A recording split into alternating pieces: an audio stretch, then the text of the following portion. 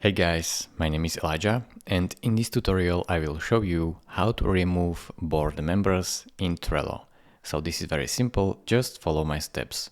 First, open up the board that you want to remove member from, then go right here to share, click on it, and then go to member that you want to remove and click on this drop down and select remove from board.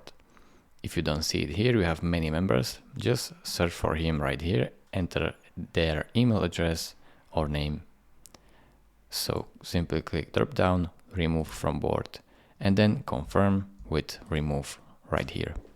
Now the member is successfully removed.